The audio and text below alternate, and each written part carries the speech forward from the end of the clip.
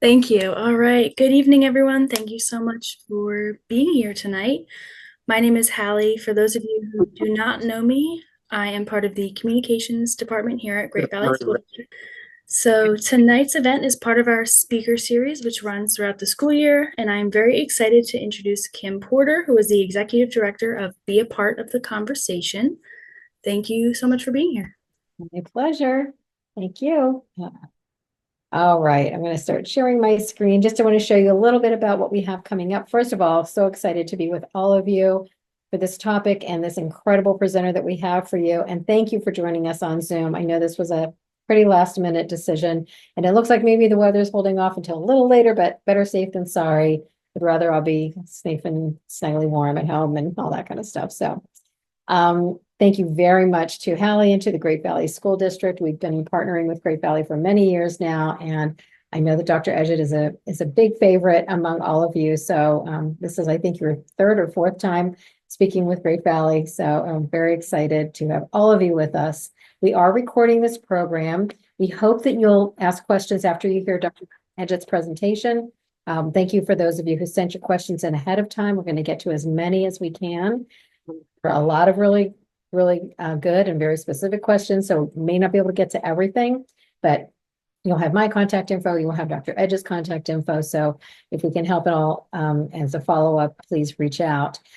When we get to the portion with the Q&A, even though we're recording this, I want you to rest assured that any questions that you ask, if you decide to unmute, raise your hand, whatever, and ask a question, your image, your video, your name, your voice, your question, none of that will end up in the finished product. I always edit these. And so you will not be seen or heard in the final product that gets posted.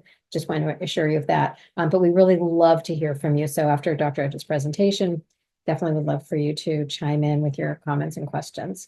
At the end of this program, you'll see a survey pop up. We really appreciate it if you can take a moment to complete that. It helps us so much to know what you'd like to hear from us in the future, if this was helpful to you, and all that sort of thing. It just helps us tremendously to get that feedback. There will be a follow-up page for this program. As I said, it's being recorded, so it will be on our YouTube channel, but you'll find a lot of resources that Dr. Edgette will be sharing. Those will be posted here on this page, and just other things from past presentations that relate to the population of parents whose children are in grades K through 8. We have a couple of programs coming up. This is a multi-county program that's on Zoom. A lot of us are hearing so much about cannabis these days. This is coming up on Zoom on February 18th. And we also have one with Great Valley School District, similar but different. We're going to talk about all sorts of vaping, which can include cannabis, but also nicotine and juices and all these kinds of things. There's no juice in there. It's not actual juice, but it's flavorings, and we'll talk more about that when we're back with Great Valley Community on Zoom on March 25th. You can find these and many, many programs coming up on our website on their calendar page. I'll be dropping these links in the chat so that you have easy access to them. I also want to make sure that you know that we have a YouTube channel where recordings like this land. We have more than 180 recorded programs there that we welcome you to check out. Lots of really good content on there.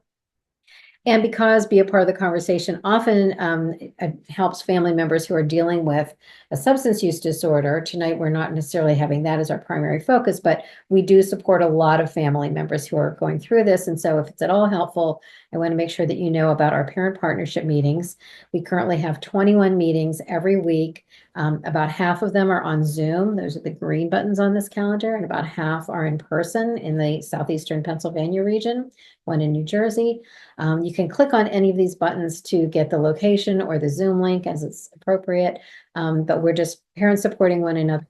This, and we have 3 meetings a week specifically for parents of adolescents and young adults. And those 3 meetings are on Tuesday, Wednesday, and Thursday, and they're all on Zoom. We also have something called the Family Recovery Course. This is a 3-part course that is for parents who, or grandparents or guardians whose child of any age has struggled with substance use disorder. So this is not a prevention program. This is truly helping families who are living through their child's substance use disorder or have lived through it and they're still struggling. It's totally free to attend. It's capped at 12 participants, 2 instructors. I'm one of them. There are about 18 of us that do this, and we sent out a manual, some really well-developed curriculum along with this. So, and no charge to attend any of our programs or services. So welcome you to do that. It is now my pleasure to get to the featured presenter tonight, and that is Dr. Janet Edgette. Why can't I make this go forward? There he is. Here is Dr. Edgette. She is a psychologist and therapist with 30 years of experience providing evaluation, counseling, and coaching services to children, preteens, teenagers, young adults, and parents.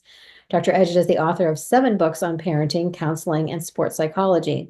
Her most recent book is Therapeutic Conversations with Adolescents, Helping Teens in Therapy Thrive in an Ultra-Competitive, Screen-Saturated World.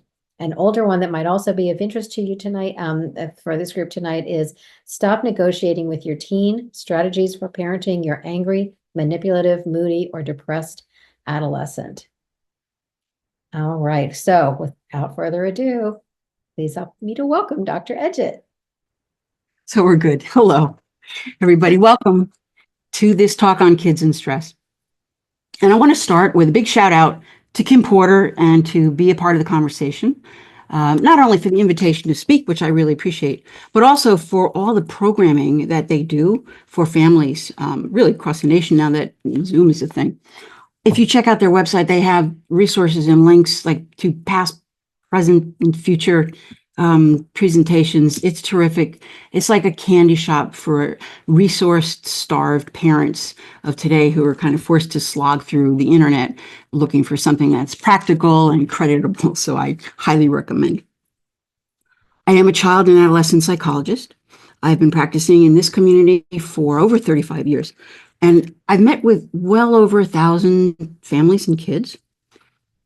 Between that and raising my own 3 boys also in this community, I feel as if I have a pretty good read on the pulse of family life around here, and also of the nature of a lot of the academic, social, and athletic stressors that families face these days.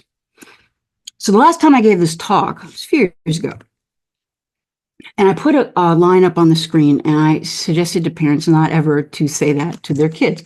And the line was, I was once a teenager too.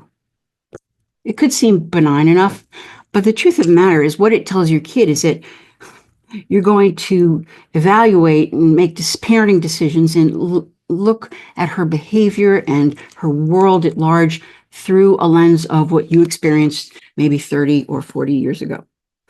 In 2005, psychologist and author Mary Pfeiffer, she wrote Reviving Ophelia, Saving the Selves of Our Adolescent Girls. She's written wonderful books.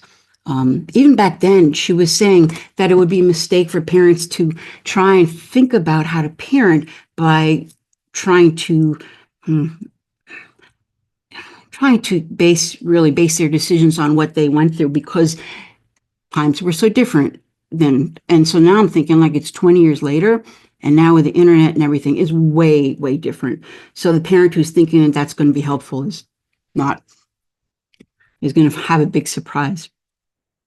And so I guess it's just always the same like that. And generations are always going to be markedly different from their progenitor.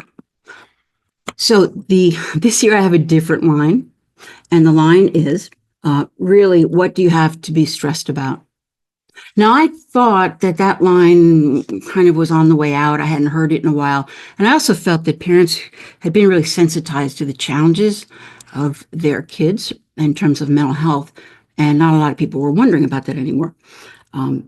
But I heard this from a father of a 15-year-old girl whose behavior really had tanked, and whose behavior her therapist had attributed to stress. Now, I'm not going to point fingers at this father for a couple of reasons. One is that we can all look so darn good on paper. I mean, if you think about it, you have a kid, great grades, high GPA, doing some AP courses. She's in marching band, doesn't vape, doesn't drink, not in trouble with the law, does best buddies. I mean, it's great. It's the outline of the person, though. It doesn't say anything about what's going on inside. And that's what that parent missed, and a lot of other parents, too. They look at the kid on paper and they say, looks good to me. The second reason why I wouldn't, point fingers at this father for his comment is that I think parents are not typically very privy to teenagers and kids' everyday life and the stressors that kind of come out of that we don't see. The day-to-dayness, this stuff, this social angst of having said something that you think might have been really dumb at the lunch table and then ruminating about it for the rest of the night. So I think that's what often keeps parents in the dark about some of the stressors that their kids face they don't know about. Okay, so what are these stressors? Well, here are some of them. Social expectations, packed schedules, sleep deprivation, climate, choosing. I mean, like you could read, there's just many of them. Where to sit on the school bus? Where do I sit at lunch? I'm not friends with that friend group anymore. I don't know where to go. Making a mistake in public, a fear of not being amazing, all those. And so, there's not, I don't know what others, I'm just wondering what others that you are facing. You could put them in the chat so that we can call them out later. But what's missing from this that you've experienced with your kids or kids that you know in terms of stressors? I don't know if anyone wanted to say, like, mention any of them. It's hard for me to see because I don't see any faces. But I'll let Kim monitor that. Not so comments yet. Okay. All right. Very good. So this is why we're here today, but not just to illuminate the different stressors and listen, but to figure out what you as parents and caregivers can do to help your kids navigate this. So I broke it down into 3 different ways. The first being eliminating stressors or modifying them where possible. Okay, if you could do that, it's great. A second way is by changing the relative value of competing goals, each of which has stress. So for instance, you have good grades might be a goal, good mental health should be a goal. The stress of good grades might be impacting the mental health. And so maybe there needs to be some change in priorities if your kids paying too high a price for the good grades. And then so you kind of bump them up and down depending on which is more critical at a particular time. That would be a second way to help kids deal with stressors. And the third way, the one I like best really, is just equipping our kids with the skills, practical, social skills, emotional skills that will really help them navigate the stresses that are coming up with not as much stress as would be without the skills. So in other words, things like being patient, things like being comfortable with not knowing, because our kids really struggle with that. Ability to take other people's perspectives, the ability to listen to a comment or criticism without getting defensive, accepting it graciously. Time management, some are practical, some are emotional skills, but all these serve as buffers, as shields, even filters, you can say, to the stressors that impinge upon kids, and it helps to mitigate their impact. So as far as stressors, let's go with probably what's number 1. And Janet, I can tell you there are a couple that came in the chat. One is the social climate. Yes. It would be appearance and health. And the third that was mentioned was family dynamics. Yes, absolutely. Yeah, I'm going to touch upon that too. Those are great. So, okay, number 1 stressor for most kids, for a lot of kids, is grades. Here's 10-year-old Mason. This is not his real name. Okay, kid I saw a long time ago. Comes into my office after school. He's so anxious about being a good student. I say, being a good student is one thing. It's all good. But why are you so worried? And he tells me, he says, because every kid gets a report card and it's a very important thing. And it shows all the grades for a year. So I asked him, what would happen if you didn't get a good grade, bud? And he says, well, people who don't get good grades won't achieve their goals when they're older. I'm thinking, like, whose words are those? Those are not that kid's words. He's hearing it from someplace, probably it from home. And he says, I'm worried about my future. And I'm like, future? Like, when future? He goes, when I move out of home and go to college, 8 years out, and he's worried about this. And I said, are you thinking that the grades you get now are going to affect the job you have later? And he says, well, let me put it this way. If I get 5 bad report cards, that's it. That's it. And I'm thinking, oh my gosh, how do I reel this kid back from that ledge? What a terrible way to go through school. I see 2 problems here. One is that the messaging about the purpose of school has become getting good grades, largely to a lot of kids, and get good grades because you got to get into a good school so you can get a good job and blah, blah, blah. And there's not if there is a broader conversation about school, usually it is to just pick next year's courses, things like that. We're not talking with kids about what school and education really could be. Oh my gosh, expanding your critical thinking skills, exposure to different ideologies and cultures, appreciating like the power of your brain and the pleasure that you can get from using it and seeing it do things.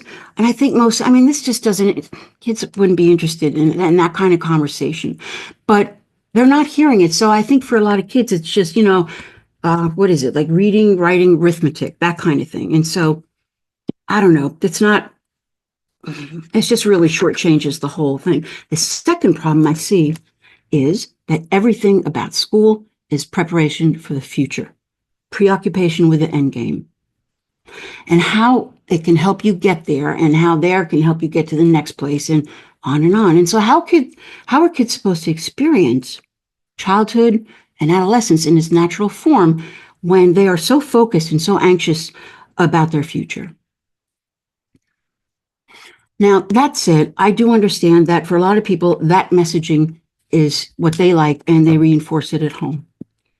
Because maybe they're thinking, look, you know what? The world's a tough place. It's a competitive place. Kids need to be ready. We need to get them ready. Okay. I don't necessarily agree with that as a rationale for really heavy-handed grade emphasis, but I can appreciate the perspective. I remember once I saw a mom a long time ago, and her parenting was pretty hardline, the style of it. And she was angry at her son because he wouldn't finish shoveling the walkway after a snowstorm. Now, I knew the kid. He was not a defiant type. He was kind of a pretty nice kid. And I invited this mom to look at her son's behavior through a lens of curiosity, through a lens of empathy, to see that there might have been a reason other than him being oppositional that he wasn't shoveling the walkway. And she said, but Janet, that's not how the real world works. Meaning, like, no room for that. Just shovel the goddamn walkway. And I was thinking, and I said to her, maybe not, but it can be how your family works. That your home doesn't have to be a training camp for the real world. And I think that it could become a place where your son learns what it's like to be understood and listened to and held accountable. Because I think that'll help him a whole lot more than School of Hard Knocks. So I think where you are on this issue kind of depends on the outcome you want in school. Do you want kids with high GPAs? Do you want kids who like school? Can you have both? What if the GPA is high, but the kid doesn't read or hates reading? What about the kid who enjoys reading, but really isn't that into school? And there are all kinds of variations here. So I'm curious, and you could, again, put it in the chat or raise your hand and Kim could get to you. But what is the message you think our kids are getting about school? And do you agree with it? And what message about education would you like to see your kids get? That's why I'm going to leave that out there for a minute or two, not two, for a minute, and see what comes forward. And Kim, you could let me know if anything's coming in. Okay. I know sometimes it takes a while. Mm-hmm. So I'll go on, but you could interrupt me anytime and say, oh, we got something good. Okay. Fun fact. Well, maybe not. Did you know that students in high achieving schools are now named an at-risk group? Right behind poverty, trauma, and discrimination. This is serious stuff. It's really bad. These researchers found, this was in the Washington Post in 2019, that accomplished high school students are facing unprecedented stress levels. They have loving homes, supportive parents, all that's good, but the peer environment is so competitive that these kids just crash under the pressure. So if we're looking to reduce stress, I think we can jump in right here. And I think we need, in this community, we like our high achieving schools. And we like our high achieving athletes and all that. And I think we need to be mindful of the potential for our collective values in our community about achievement to impact heavily and overstress our kids. So what would help? I'm going to say start a conversation with your kid, asking them how much they worry about grades. But here's the thing. It's so important that the conversation remain about their experience and their worries and not about grades. And that's a real slippery slope. Typically what happens is this. Okay, kid might mention being worried or, it just comes up in conversation. The parents default. You'll be fine. You're a smart kid. You worry too much. Oh, don't be silly. That's a long way off. And I don't know what your kid is supposed to do with that. What are they going to do with that? They're just going to, turn around, do something else. But they're thinking, it's not that easy. You're not hearing me. You'd worry too if you were me. And so what can you do instead? Here's a couple of things you can do instead. You can lean into it with them. You lean into your teenagers' anxiety, and you walk alongside them for a while. Everybody's so quick to want to get the bad feeling out of the kid. This is a very counterintuitive response on the part of a parent, because most parents want to pull their kid out of the distress by distracting them or minimizing what it is they're complaining about. But you know what happens when we pull? When they just pull deeper, okay? And you get entrenched in that. Have you ever had, I'm sure you have, had a kid who's mad, one of your kids is mad, and you're trying to distract them. Hey, let's go for a walk. Hey, let's get some ice cream. You want to watch a movie, this and that. And you're pissed off. You know why they're pissed off? Because their experience is being mad. It's almost a proprietary thing, sort of like, get your hands off my bad mood. I'm in a bad mood and I'm going to keep it. And here we are trying to get it away from them. And I think sometimes we have to be thoughtful about when is a good time to help a kid calm down or help, mitigate some of the emotions that they're experiencing, and when to leave them with that. So they learn to regulate. So they learn to deal with that. And also that they learn that they can function even though they might be feeling kind of lousy. Okay. This is why I'm always recommending to parents whose kids have depression, anxiety, whatever, and kids have said, hey, I'm not feeling well, so I don't have to do the trash and I don't need to do this. And I say no, because giving them the buy on chores, the messaging is that you can't be expected to function if you don't feel well. And I don't like that message. I think it's reasonable. You can modify the list. You could, help them out. But I think it's important. That's something that doesn't work in the real world. I think it's really important that we give kids messages that I know you don't feel well. I know you're struggling. I know these have been the roughest 4 months, and I can help you with that. But I think it would be a mistake for me to say, hey, you don't have to worry about any of this stuff. I'll help you with it where it's hard, but I think it's important. Look, it's hard to get kids buy-in even when things are ideal, and we know that.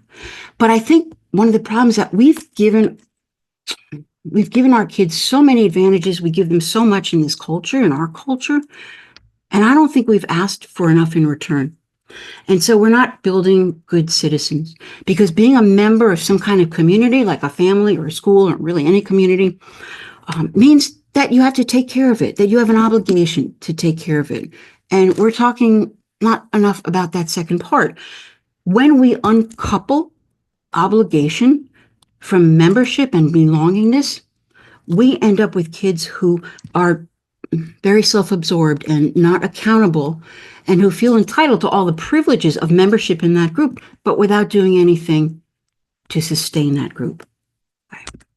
Yeah, no, just a couple of comments that came in when you're asking about what's helpful. Like, so one said, parent said, I think teaching them and showing them how to have a balance. There's time for work, but it's equally important to have time for relaxation and downtime. I'm sure that was in response to the high achievers, which I'm so glad you brought that. And another comment was, in middle school, many kids feel that that grades don't matter because they don't count for college. There's no summer school, no retention, et cetera. When they move on, they have a difficult time managing homework, studying, et cetera, and thus struggle with feelings of stress and anxiety. Right. And I think that's a very good point. I think part of it is that we haven't separated the experience of learning from grades. So in other words, yeah, they do matter, but I could see where a kid thinks they don't matter. But what does matter is their appreciation and enjoyment of learning. So it's kind of like they're throwing the baby out with the bathwater. Grades don't matter, so what I'm learning doesn't matter. And that's where we could step in and say, I know you think grades don't matter. They kind of do, but we disagree on that. I think the more important thing is that you can enjoy what you're learning, or some of it. And I worry that in your dismissal of grades don't matter, that you're just throwing the whole thing out and you're just going to wait till you're in ninth grade to pay attention to school. And that's going to be a problem. So now I'm thinking, this idea, talking to your kids, does it sound too simple? Maybe you're thinking, that's it, Edgette? That's all you got? I already talked to my kids. And I'm talking about something different. I'm talking about a different kind of relationship, a different style of engagement, a different way of sharing information with your kids that makes you a more compelling figure to them, that draws your child into the relationship, into a more emotionally intimate and transparent relationship. This is your superpower. I know it sounds kind of funny, but the relationship with your kid is your superpower. And that's the unforced leverage that you need to influence kids who have other ideas, and you can't control and you can't force them. And you need something like the relationship to draw them in and have them consider an alternative. Control has an expiration date. And so a lot of parents struggle. Maybe they've raised their kids using control or kind of banking on that to get things happening. But when it expires, you need something else there to supplant it so that you can continue to influence your kid. Because if you bank on control and don't have a backup, then they're going to say, I'm not, I don't have, I'm not at the mercy of that anymore because I'm 13 or I'm 15 or I'm whatever. Parents often ask me, how do I get my kid to open up to me? And I think that that's the wrong question to ask. And I think a better question is, how can I become an interesting enough and compelling enough human being or parent that my kid actually wants to talk to me? Because when you're there, that changes everything. And so that's why I'm bringing this up in terms of the kind of relationship that I'm talking about, to take it further so that you can have a stronger influence on your kids. So I know you guys talk to your kids, but I just wanted to bring it up because I could see somebody dismissing it as like, well, yeah, I talk to my kids, but this is different. These conversations are not about the business of parenting, and they're not about fixing a problem, and they're not making a point. Okay. And one outcome,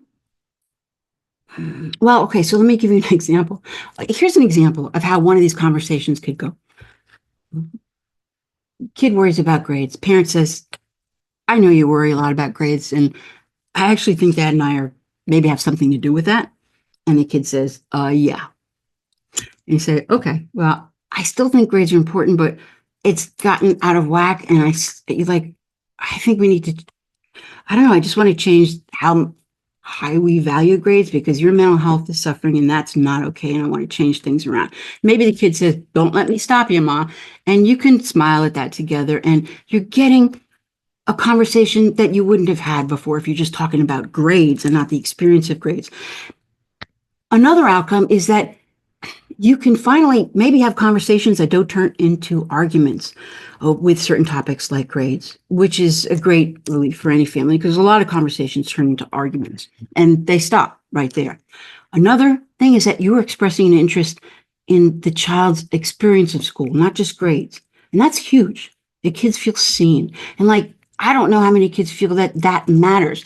They think, well, my parents just care about the grades. They don't care about whether I'm having a good time or enjoying it. It's not true, but that could be kids' experience. And the other thing it does is it introduces a different template for you and your kid to relate. It just gives you a little bit of a structure to talk about hard topics that have been difficult before. Here are some other things you could say. You can say things like, that's a lot of worry. You always worry about that?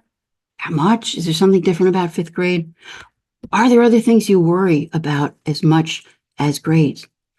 The challenge here is keeping it a conversation. It's a very slippery slope, and it's easy to get heated, especially about grades, because here's an example. Let's say you have a kid who's, it's the 11th hour, test is tomorrow, or project's not in, and she's panicking, and impacting the household, and it's just taking it out on people, and it's really uncomfortable. And the parent is frustrated because for the month before, the parent has been saying, you need to get help. You need to get help. Let me help you get help. You need to do this. And it doesn't happen. Okay. And so the parent hijacks this conversation, this nice conversation they're having about school, their experience, grades, hijacks it to say, well, you know what? If you just have gotten help in the first place, you wouldn't be in this situation. Or maybe they say, this is what I worried about when you missed all those classes and you went in late. It's exactly what I thought. But no, this is not the time. It's not the time. That's a different day. If you're going to say that, it's going to be a different day. You cannot cultivate a conversation with somebody and make a point at the same time. And I think it's because making a point always has an agenda to it. And I'm talking about conversations where there's not an agenda, or there shouldn't be an agenda. And you can read more about this. I have an article. I have links in the back to many articles that I've done. This one is about making a point versus having a conversation, and talks about the difference in how you can kind of get back if you've gotten derailed. So that Washington Post article that I was just referring to about the high achieving kids, they found something else too. They found that kids whose parents valued character traits at least as much as achievement had much better outcomes in terms of grades and mental health. So what that means is that these parents were taking at least as much time to make sure their kids were good human beings as they were to make sure that they were becoming good students. But I think this starts at the top. Your kids will watch you. They watch us do a lot of things. So you're standing at Target or you're at the dollar store, and let's say that the cashier is disabled and takes an extra long time to count out your change. And you can stand there and look at your kids with a side eye and roll your eye. Or you could simply smile when she's done and say thank you.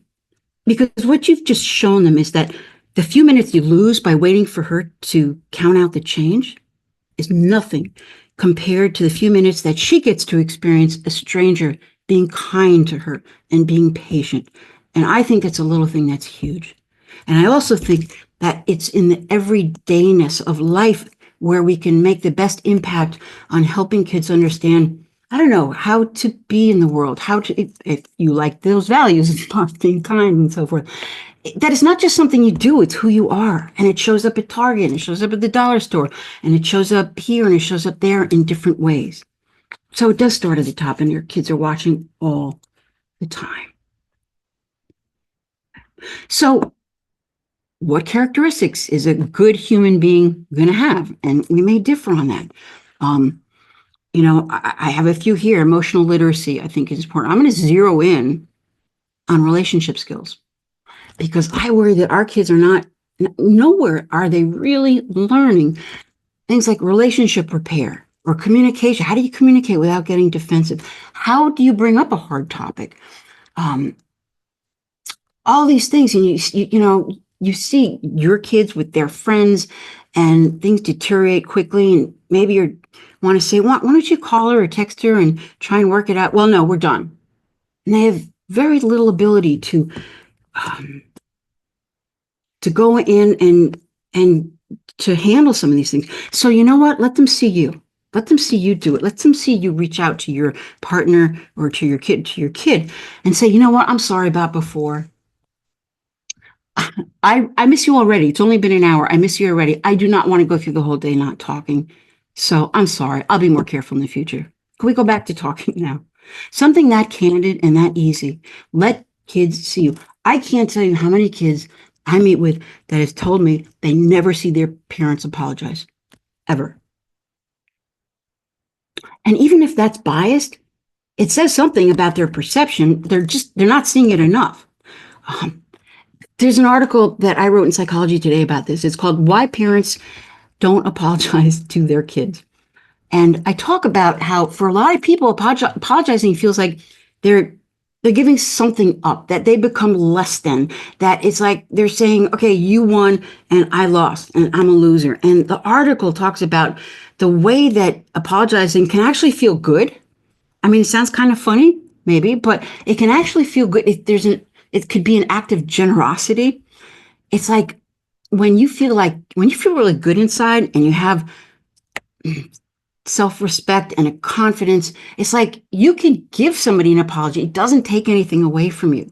And that's the kind of apologizing that I think about and I talk about with families, and that you could begin to talk about with your families. I mean, you can go home and say, who's the worst apologizer in this family? And maybe the kids will look at you and say, yeah. And it's just a beginning of a funny and maybe really important conversation. And you could say, I think we need to be better at it because I think we're all pretty bad. So let's see how we could do that. And you take something that's usually serious and, awkward, and you play with it a little bit. If you can introduce play into some of these topics, they're much easier to work with.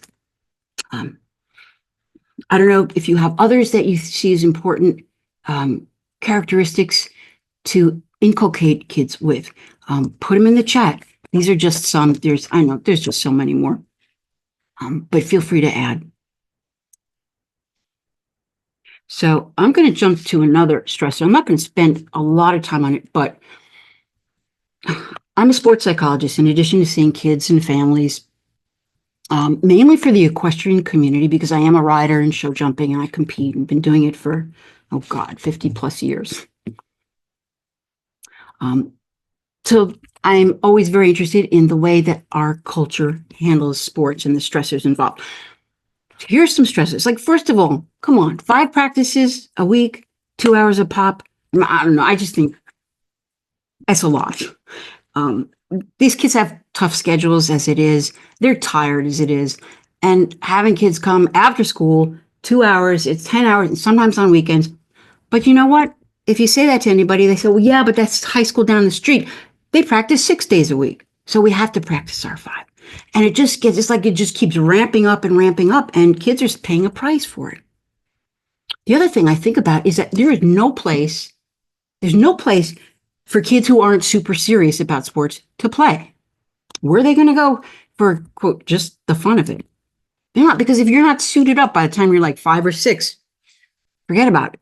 Kids are already so good. That's why a lot of kids in middle school won't try a lot of the extracurriculars in the sports, because they're like, no, the other kids, they're already so good and so advanced. It's really hard to join in then. And I think that's really unfortunate. And it's, I guess, part of the reason why, I don't know, why kids aren't, I don't know why I see kids in high school and they don't have a lot of things that they're doing. And part of it is that if you don't join by the time you're in elementary school, they think it's too late. There's another article I wrote for Psychology Today blog. It's called, Where Are All the Bad Kid Athletes? Now, Psychology Today didn't like the word bad, so they put average. I like the word bad. Where are all the bad kid athletes? I don't know. Where are they? Are there any? And that ended up being one of the most popular things I've ever written. I was really surprised. But I guess it's something that a lot of people are thinking about. Anyway, there's this too. Coaching can be really harsh. You hear coaches yelling at your kid, but you're not going to be the parent who's going to say anything, because then your kid is sitting on the bench for the next 4 games. And this is really a system problem. It's really hard to tackle by yourself, because you're really putting yourself out there, and your kid is going to pay the price.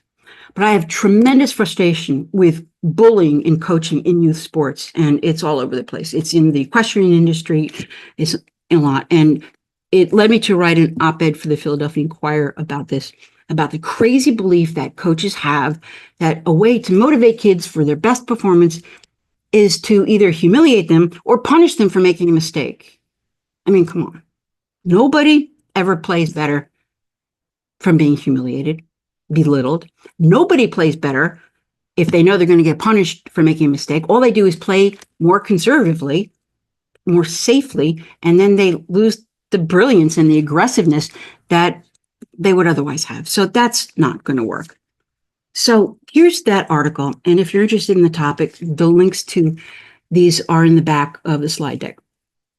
I want to make one other point here about sports and stress. What about the boy who doesn't like sports? Okay, in a community in which sports are, the like such a big thing.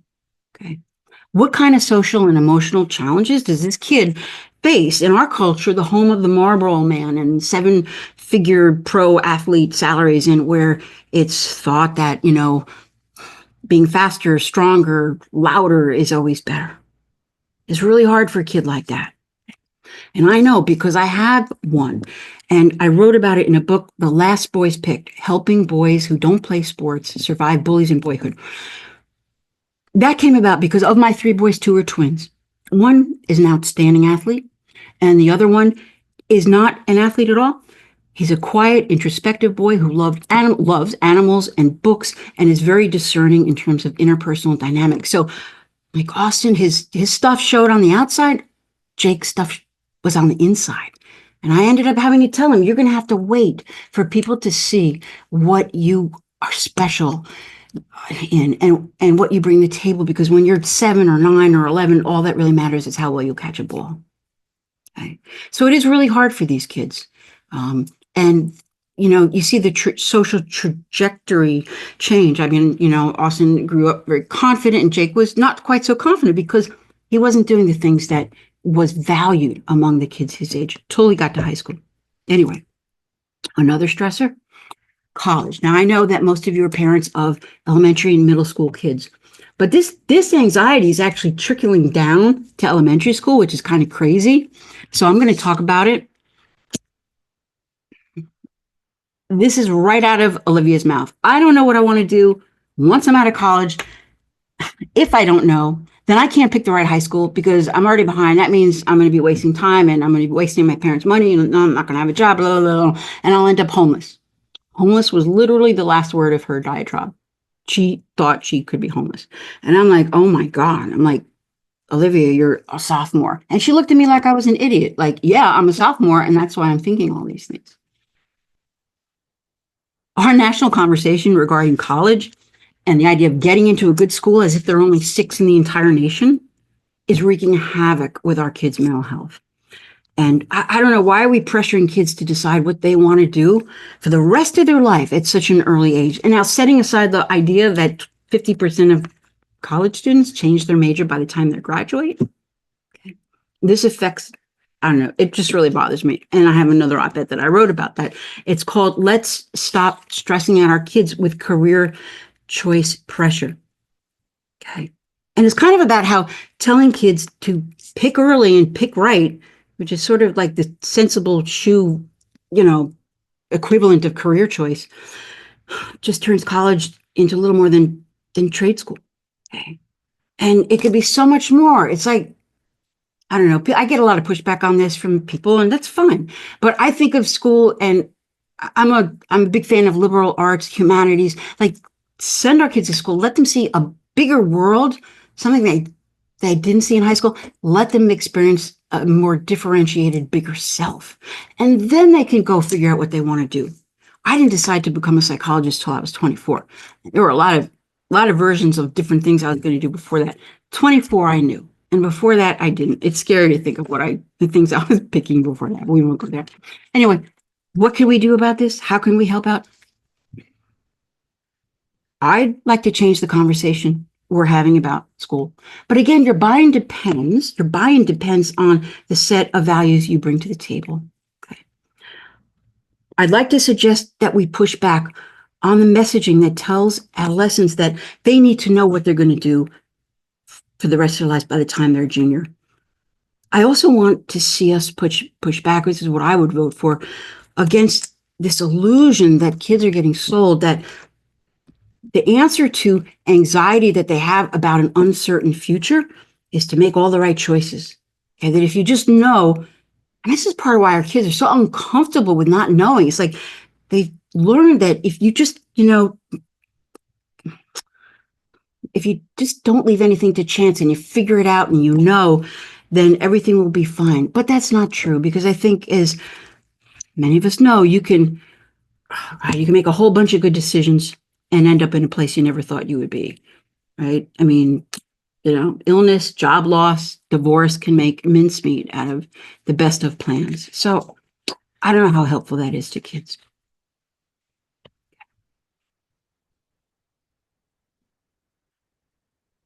I'm going to skip ahead. Here are a couple of things. Okay. Those are for older kids. Okay, so here, 9 ideas we've covered so far, kind of a snapshot of the world our kids are growing up in, and ideas to help them pivot when they start to go down certain rabbit holes. Okay, and I won't read it, but leaning in, opening up conversations, emotional skills, emphasizing those. What else? Yeah, getting them involved in creating the future they want, helping them to see a bigger world. They're all important. But here's what else is important. These things happen in the context of a family system. And so let's go there and look at some of the stressors that kids face there. That's that's more than a talk. That's a week-long conversation. I just picked 3. Okay. 3 that I think a lot of families struggle with. One, I'm going to keep this tight and tidy. Conversations turning into arguments, electronics interfering with quality life and relationships, and kids feeling unheard and parents feeling discredited. I think a lot of parents struggle. It's like they're second guessing themselves. And I think there's this crisis in confidence and credibility among American parents where they find themselves wondering what's normal these days and what's not, and what are the new red flags, and how disrespectful is too disrespectful. And so in the uncertainty, kids exploit that and they see a way to push back. And it's almost like they almost present as they know better. And sometimes it's tempting to feel like, okay, I guess, because I don't know. And there's also a big idealization of the youth, idealization of the youth generation. So kids get a lot of power out of that. And it's easy for them to neutralize the authority of parents in the family. What helps with some of these things? Well, I think you know my default by now. Relationships, conversation. Okay. Relationship and conversation. One idea, introduce a family conversation about stress. It sounds weird, maybe so. But you go home and say, you know what? We all feel it. We're all experiencing it. We might as well talk about it. Let's go. I'll start. Here are my stressors. And find out what people are stressed about that you didn't even know about. Find what surprises you. Ask them, what's my contribution to the stress around the household? And wait and listen for the answer. Because if you ask that question genuinely, and kids pick up on the fact that it's genuine and you're going to listen, they won't squander the opportunity and they'll tell you, and it won't be malicious. So you can really take this conversation to a different place by just introducing this. Okay. As far as electronics, again, that's a whole other thing. But I think sometimes parents need to know that they need to take control of certain things, not all of it, but in little ways, no tech zones, no tech rooms, some boundaries. And you just say, this is what we're doing, guys, because I miss you. I don't know. We don't talk to each other. I miss you. I don't even know what's going on in your life. And maybe one kid will say, oh my God, Mom, you're being so dramatic. And you say, yeah, maybe I am, but I need to do something. I don't know. I'm going to start. I'm open to ideas. And so maybe the kid says, you know what, it's really stupid because nobody's going to say anything. And then I would say, well, then that's a real problem. If we get rid of our phones and for 10 minutes don't have anything to say to each other, wow, like, okay, that's something else we should talk about. So it's just a way into these conversations. Third way, a lot of times parents relate with their kids. Business of parenting. At what time do I pick you up? Do you need lunch money? La, la, la. If we can get them to know us other than our role as, quote, just a parent, just a caregiver, it's wonderful for so many reasons. A good relationship, and it does help with a good relationship can absorb a lot of the stress that somebody's feeling. And I keep coming back to thinking about the quality of the relationship that you have with your kids. Because that's what draws them in. That's what holds them there. You're being compelling because you being authentic. Is your relationship transparent enough? Is it warm enough? Is it respectful enough? These are the kinds of things that I talk about with families here that you could take home and think about. This is your strongest and most powerful conduit of influence is your relationship with your kids. And that's why I say your relationship is your superpower. Okay. Because if we're talking about helping kids stay away from drugs and alcohol and other rabbit holes if we're talking about how we can help them with the stress, it's not going to be posters. It's not going to be books. It's not going to be assemblies that's going to keep them away. Okay. Information doesn't do a whole lot to empower kids. It just makes us feel better because we're like, oh, like, yeah, he knows all the facts. It doesn't really do a lot to empower. What really empowers kids, the thing that empowers kids, again, is the relationship with a credible adult to whom they feel accountable. That's what I say is really the most critical thing here. And so that's why I talk about it so much and emphasize it.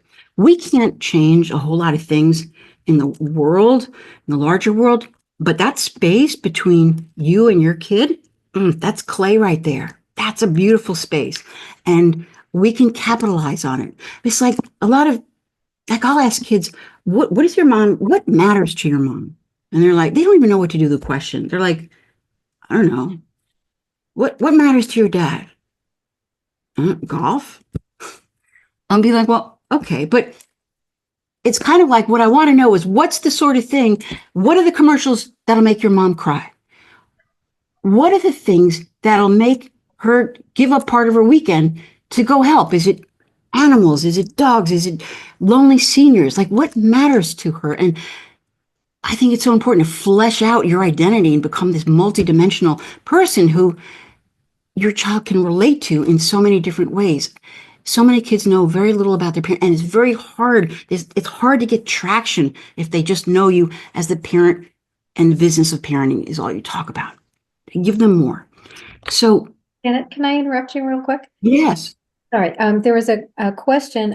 If you could talk a little bit more about sibling dynamics, Okay. unless you want to hold that until later. Yeah, let me hold it till later because I'm almost done. I would Oh, like just remind me. two Oh, more yeah, yeah. slides. I'll do that. So my big ask tonight, my big ask for you is to consider one way in which you might consider relating or talking with your kid that's different so that they feel even more supported by you than they already do. That could mean a lot of different things.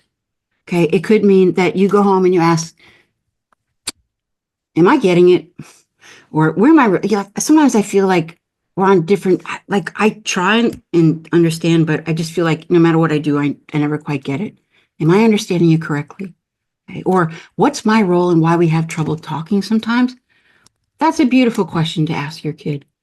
And they'll be a little disarmed by it. They'll be like, what? I'm serious. No, I want to know. I mean, look, we have trouble talking.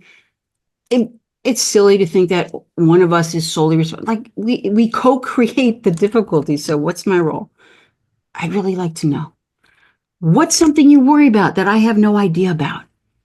Because, you are expanding their experience of being seen when you talk to them this way. You're expanding their experience of being seen because kids often feel very invisible these days, or they feel like they're part of this monolith of teenagers. Like, yeah, my parent just, she says, oh, you're a teenager, so you're going to do this. And there's not the feeling in that kid of my parent sees me as who I am and not just as part of being an adolescent. Okay. They really want your warmth and your presence. They need your attention. They need your respect. So here's my next question, and I will get to the sibling thing. I want to know if it sounds like something you would do. Like, I don't know, any of the suggestions here. And I want to know what happens to some of these ideas when families go home, when you guys go home, what you're home, we're talking about. Okay, what happens after the talk's over with? Does it fall into the abyss of just chaotic family pandemonium of the 2020s where it's like, yeah, okay, but I'm not going to do that. Or, I mean, I could even imagine a parent sometimes feeling like that's just weird line. Like, I don't talk like that. And my kid will be like, what are you talking about? And you say, yeah, I know it's a different, I don't know. I'm just asking a different question. I'm doing something different because we're struggling and you matter to me. And I want to do something. So I'd love to know. I'd love to know what happens after this, and I'm encouraging you to write. My email is in the end of the slide deck. which there is a QR code at the end where you could download it and you'll have all that information. But I'd love to know more about what happens at the back end of my talk in terms of at home, whether you do it, why you might not do it, and so forth. I would love to hear that. So to wrap up, I'm just going to highlight a couple of things. One is that if you'd like to get in touch with me, my contact information will be in the end of the slide deck. Also, I will be starting a virtual parent conversation group starting Monday. It's going to go 4 Mondays, 8 o'clock. I just want to continue this conversation. It's going to, and bring friends, bring your questions. It's going to be practical. It's going to be interactive. We'll make it whatever you need it to be. So starting Monday, February 10th, that's going to be available. In order to register, you just will get my email, which is again in the slide deck, and just say, hey, I want to be part of that, and I'll register you and send you the link. It's pretty simple. I'm also wanting to remind you that at the end of the slide deck, there are a lot of links to different articles and some of my books. And if you want to find out more about them, you can find it that way. Also, my social media, I have a lot of, commentary and stuff and, resources that you may find helpful about parenting. If you'd like to be added to my email list, you can just go on my website, scroll down to the bottom of the home page, and you'll see you can add your email and you'll get a freebie, which is 9 things teenagers wish their parents understood better about them. Okay. And then for the final slide, I'm just going to show this because I love it. And it really sums up how I feel about parenting. It's a relationship. It's not a job. And if we could let our kids see that aspect, our intention to build a broader, richer, more transparent kind of relationship, we could do so much with that. And shout out to my friend, colleague, Dr. Steve Shapiro, who let me steal this phrase from him because it's really his. Anyway, all right. So I'm going to wrap up my stuff here, and I want to hear what kinds of questions you guys have. Absolutely wonderful. Thank you so much, Dr. Edgette. I'm so glad this is recorded. And all of what you just mentioned, all of your links, all of your articles, everything, your social media, your contact info, and the slide deck are all on our follow-up page. And I'm going to put that in the chat. Right. But I'm going to, so if you want to touch on the sibling dynamic question, and then I know there's one other we're going to ask. My friend ask her question after that. So you want to, by the way, do you want to stop sharing so we can see you a little better? I would love that because it's so. I know. Yes, I would love that. Thank you. Okay, great. It's so weird not seeing anybody or seeing yourself. It's hard to talk that way. Sibling dynamics. Okay. Oh my God, there's a million different directions we could go here. And of course, I don't know your particular situation and what the concern is, but I'm just going to talk about something that I think is important about sibling dynamics. And that is that I think a lot of the conflict and fighting and squabbling and noise between siblings has become normalized. So that these days, what I hear a lot from parents is, well, yeah, they fight. I mean, don't all siblings fight? Well, yeah. But now it's become so normalized that parents aren't thinking that they might need to intervene. And I do think your kids need help with some of the ways that they argue, because if you have sort of a dominant personality, the other one can have a great point, but they're never going to get heard because the dominant kid's going to always, pull their weight. They need help in navigating, it could be a place where you could even say, look, Pam, you have a strong personality. It's great. You speak your mind. Everyone knows what you want, what you don't want. And Jerry, you have a different personality. I don't know, and it's some quality about, I would say.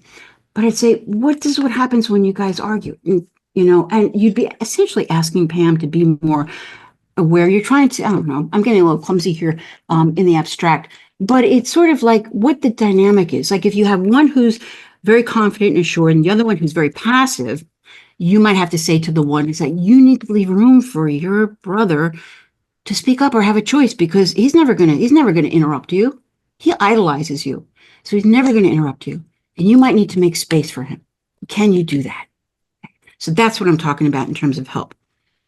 The other thing that I'm going to say is that I think there's a lot of really mean bullying type behavior that goes on between siblings. And when I hear about it, my response is, you got to shut that stuff down.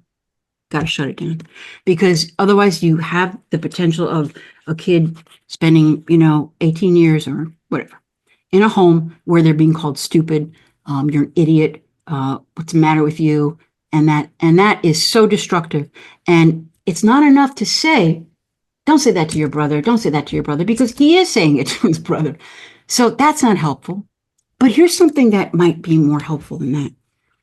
And it's the idea of using self-consciousness to change people's behavior that you can't control. You can't control the one boy, let's say, from calling the other kid, a dummy, whatever. But what you can do is, when he does that, you stop. It's almost a little theatrical. It's dramatic. You stop all the movement in the room and you turn to the boy and you say, of all the things that you could have said to your brother, you chose that. And you wait. Now, the attention in the room is going to the boy. The boy was hoping that he would say that and you'd be like, stop talking to your brother like that, stop talking. And everyone's looking at the mom who's freaking out or getting upset. But no, you've just changed the dynamic. You've changed the focus of attention. Now it's on the boy. He didn't want that. He doesn't like that, particularly if he has friends over, right?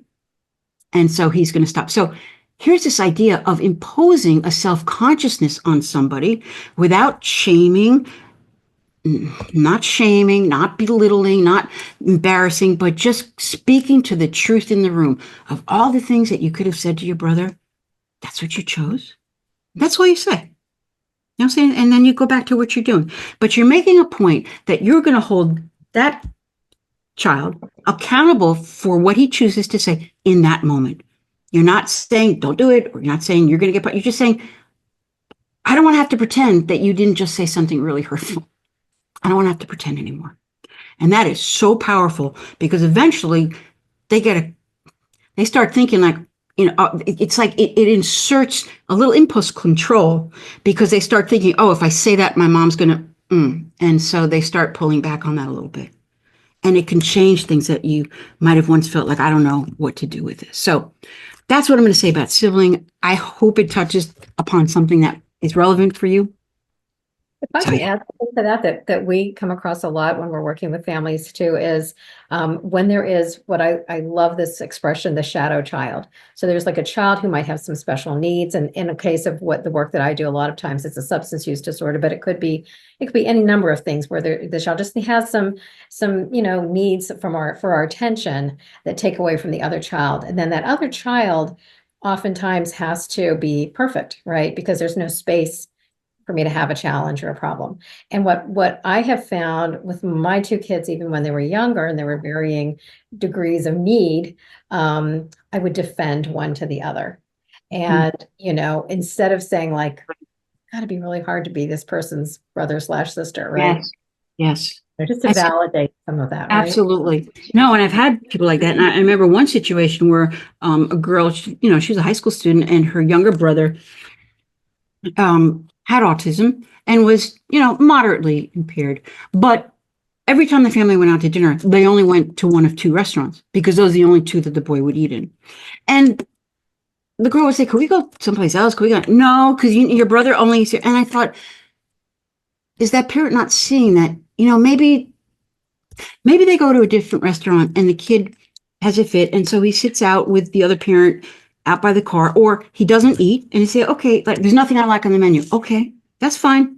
We're just going to do something different, and we'll get something to eat when we get home. To troubleshoot it, to help expand that kid's world, but not limiting to that. And it alleviates some of the resentment that the older kid has toward the younger kid who's stuck having to eat the same two restaurants all the time. So a lot of accommodation, over accommodation to the kid who has a disability at the expense of the other kid. And that's a problem.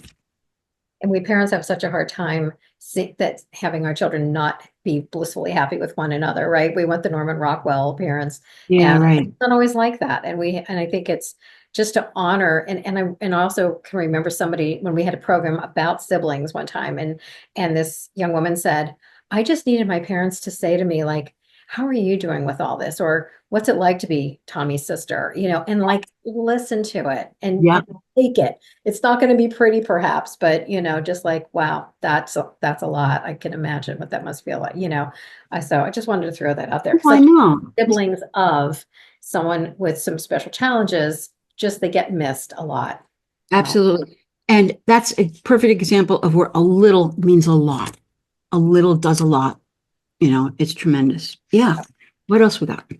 Okay, and I just put a bunch of links in the chat. So that follow-up page is the last one on there. It's got Janet's slide deck, and this recording will be there, and all of her links that she mentioned, all of her social media, all of it is on that page, one-stop shopping.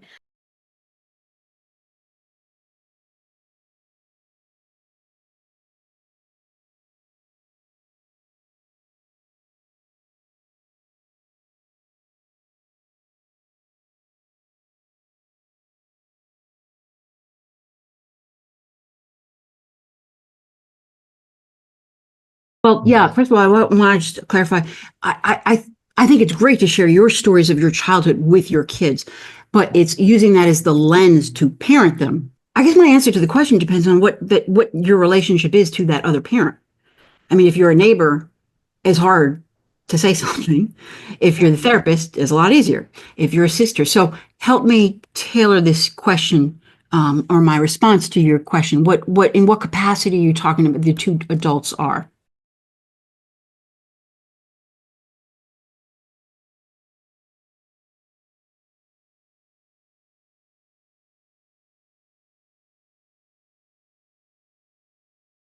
Yeah, I don't know. I think I have a little trouble answering that because I'm thinking, as a therapist, I would respond one way, as an educator, another way, and as a neighbor or a relative, another way, different way.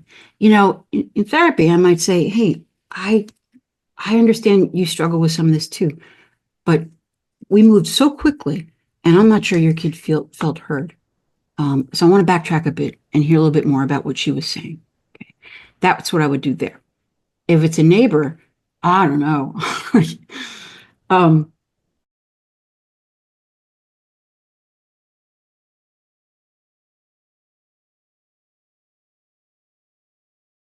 I got you. Okay, that's different. That helps. So yeah, I'd say, it's so easy to I don't know, to hear the word anxiety, say, hey, I got it too, and she got it too, and it just kind of gets tossed around as something that a lot of people have, and we forget that everyone's experience with it is so different. So I think when we try and comfort somebody who has anxiety by saying, "Oh, I have it too. It's no big deal," or, "You'll get over it." I don't know that it lands the way that you're hoping that it will land. And I think it might make them feel like, well, good for you that you got over it, but it's not working for me. So I guess I would say, so I don't know. It's so easy to just lose sight of how kids, I mean, it's easy to look at kids and say, well, you have all these privileges, you have all these advantages. How could you be anxious? But there's so much in their day-to-day life, let alone future and all these other considerations that makes them anxious. I don't know. I guess I would just ask them, have you ever asked her, like, tell me, what are some anxieties you have that I don't even know about? That's what I might do with that. While you're thinking of your questions, but please get ready to do that. One of the advanced questions we had, Janet, that I think is really relevant. I think a few people asked about the book, The Anxious Generation, which a lot of people have read by Jonathan Haidt. There's Yes. a lot of talk about social media, but this question is pretty broad, which says, what would you say is the largest contributor of stress to elementary age children currently, which may not have been present when we were that age? Mm, Because I think that you just talked about like how we're always looking at things through the lens of our own experience. Everybody's different, right? Even if we have a twin, right, their experiences right, are going to be different. So, but right. what's different generationally, do you think right now that's Mm, happening with kids? Yeah.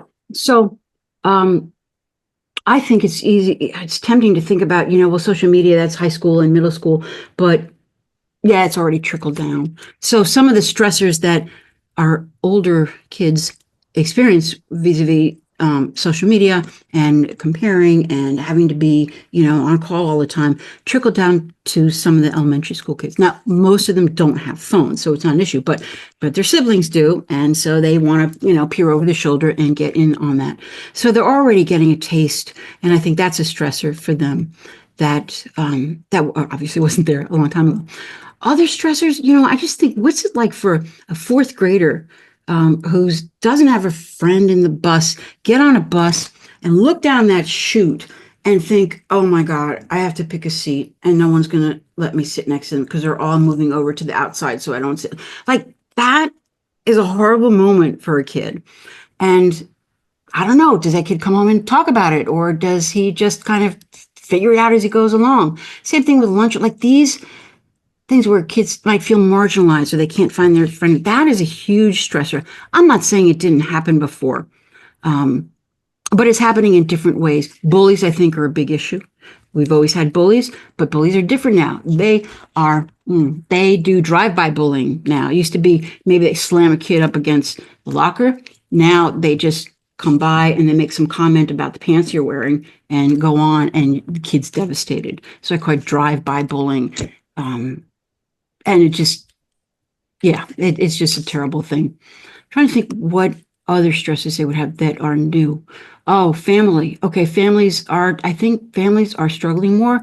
I think there's a lot more conflict in families. I think parents come home from work, they're stressed, they're arguing, they're not happy, kids aren't seeing the positive sides of adulthood. And so that would be another stressor. I don't know the divorce number figures if the rate's up, but whatever it is, I think families are experiencing more conflict now. What else? What I think? I don't know. I'm open to other ideas. What else do people think? I kind of think I don't know if you follow Anna Lemke, she's an addiction psychiatrist out of Stanford, and she talks, her book is called Dopamine Nation. But what she talks about just in general, our culture today is that we are a dopamine rich society, this country in particular. That we are some of the most, highly educated in the world and have everything at our fingertips. And that's part of the problem, right? Is that like Amazon, not till Tuesday. Oh my God, I want it now. Like we are Right. so, I was just talking with somebody earlier about sports betting and just so many things that are, especially once you have that device, that are right at our fingertips. But it does feel like there's just such a shift in how things are just way too easy to escape into. And I don't know if, like as you said, that trickles down into the K-8 population, but I think that sweet spot right in between the tweens are kind of getting in there, I think, a little bit. I don't want to. No, absolutely. I think, okay, and I thought of two more stressors. I think you're absolutely spot on. One stressor that wasn't around a long time ago is the unavailability of the parent, the lack of attentiveness, parents on the phone. And so kids come home from school, parents on the phone, trying to get engagement, trying to find some kind of connection with the parent, parents on the phone, often, so much of the time. And it's really hard for kids to kind of get their attention. So that would be one. I think that's very stressful. I think the other one, I just had it in my head. What was it? Yeah, that was one. I had another one, but it flew away. It'll come to you. Yeah. Yeah. Yeah. And I know that we often hear that, like, oh, these kids, they're always multitasking. Multitasking is not really a thing, right? Right. No, it just means you're like trying to do too many things. Not focused on any one thing. Right. You're right. I did think of it. Okay, so it's, here's the thing I think about this whole issue with social media. Kids being online for 6, 7, 8 hours, I can't hardly get it out of my mouth without like, oh my God. It's like, I think this world needs so much help. And here kids are just wasting their time on junk food. And I don't know, I just want to say, like, what would it take? Like, what matters enough to you to give up part of a Saturday to go do something? And I think there are a lot of kids who have the bandwidth and the interest in doing something, but they don't know how to. And I think it's important for us as adults not to conflate helplessness with just not having the opportunity, not knowing what to do. okay, with complacency, with thinking that, oh, she's not doing anything, so she's just complacent, or, oh, come on, I can't get her off her phone. She doesn't go outside, so what does she care about climate change? Well, no, she may just not know how to do it. So helping kids become, good agents of change. But the other thing I was going to say is that for all we worry about kids being on their phones for all these hours, what I think about is what they're not developing as a result. What's not happening? They're not learning communication. They're not reading. Okay, reading does so much for somebody, and you can't talk to a kid about. People don't miss what they never had. So, you can sit there and talk about reading, and I love reading, and kids are like, they're glazing, their eyes are glazing over. It's like, yeah, all right. They don't know how it expands, how it brings wonder and awe and curiosity into your life, how you read this magazine article and all of a sudden something next to it that you never would have looked at. Your algorithm never would have shown you.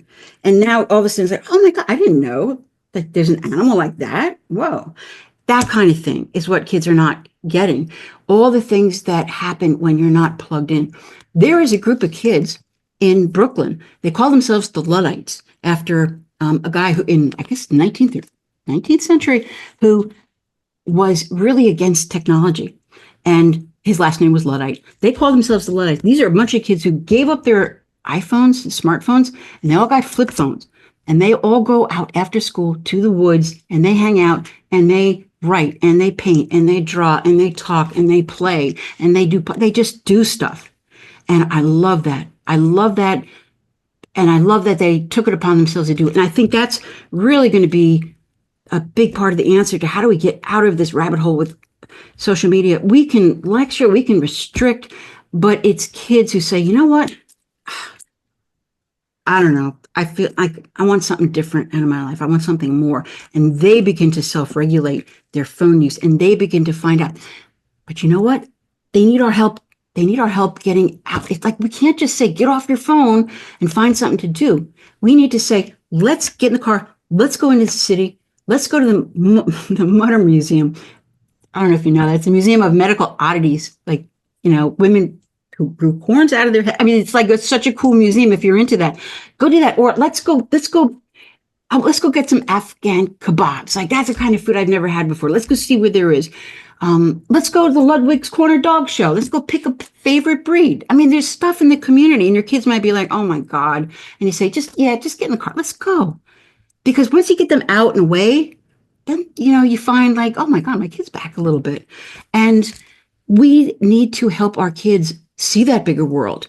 We can't just, it could be really inconvenient. So we have to be willing to be grossly inconvenienced in order to help our kids out of the rabbit holes that they have themselves in with electronics and vaping and all that stuff. That's the point I want to make.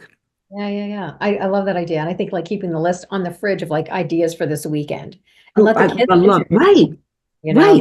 Like far out ideas, whatever. Right. Challenge me. Find something really cool that I don't know. Yes, right. Yeah. Like there's a pizza museum in Center City, pizza restaurant museum. Like, who would have thought? So you go there. I learned something new. I did not know that. And I love what this study, maybe you know it, I'm not going to get it exactly right, but Jonathan Haidt talks about it. It wasn't his study, but he references it, that there were a couple of groups of students that they talked to. And one group of students they told, we'll give you a gift card or something like that if you'll stop using your device for 2 weeks, let's say. And it's like a few of them were tempted with like a $50 gift card, but pretty much no. And then they asked another group of students, like, we're gonna have all the students are gonna give up their cell phones for 2 weeks. What would it take, for you to do that? And they're like, what can I pay you to make that happen? And the point is, if all of my peers are off of it, I'm in. Fine, right? They're really not happy about FOMO. It's just it's there. I want to be part of it. If it's not there, hallelujah. And we know of programs, right? Like Caroline Finkel was with Center for Families. Well, Center for Families is still around, but they, I remember her telling me years ago, they would turn in their like she thought it was going to be painful to have them turn in their cell phones. These were 9th through 12th graders. At the beginning of the day, they turn their phone, they'd get it back at 4. And she thought they were going to be maniacs by the end of the day. At 4 o'clock, they were like, do I really want it back? I mean, they were so okay with it because none of them had it. There's notifications coming all the time. They're wedded to their phones. I remember years ago, I had a kid who went to a private school and he said that the headmaster took his phone away for the day. Okay. I said, what was it like? He said, it was great. I said, isn't it? I said, sometimes if I'm on an airplane, like I love it because like nobody can find me and nobody's going to be buzzing me. It's so cool. And we're laughing about this together. And I said, aren't we silly? Because we could do this. Like, I don't have to be on an airplane to get away from my phone. And you don't need the headmaster to take your phone to get away from it. That's, it's like if everyone's doing it, it's okay. And kids, I think would be so relieved to have that. Because it's just so taxing that, no one wants to be the first. And I get that. I'm waiting for the big pendulum swing. I really am. Keep my Yeah. fingers crossed. Yeah. Yeah. Oh yeah, for Folks sure. would love to hear from you. I have 5 more minutes. Trying to think, looking at the questions from.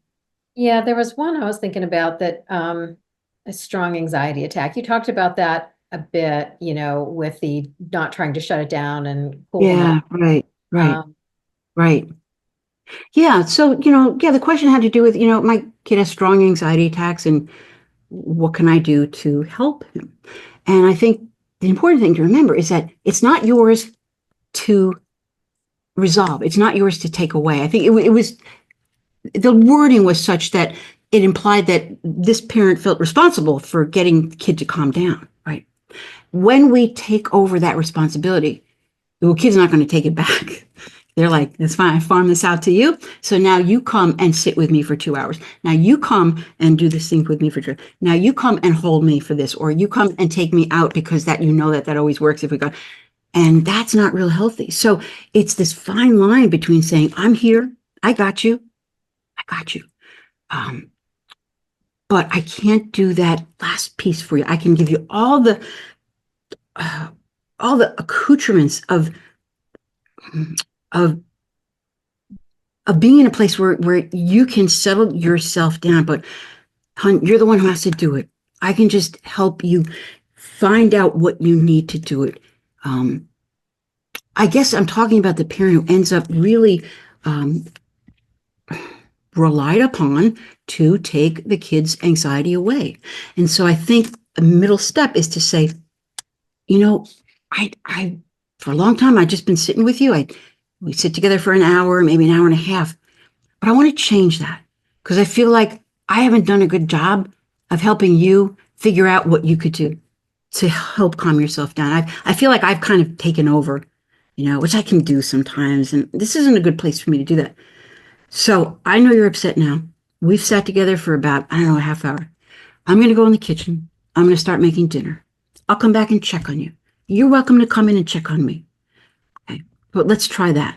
So I'm really talking about sort of, a step-by-step progression toward more independence and helping parents to think about what that would look like, so they don't get entrenched in that where they're enabling their kids' anxiety and not helping the kid find the means they need to get rid of it.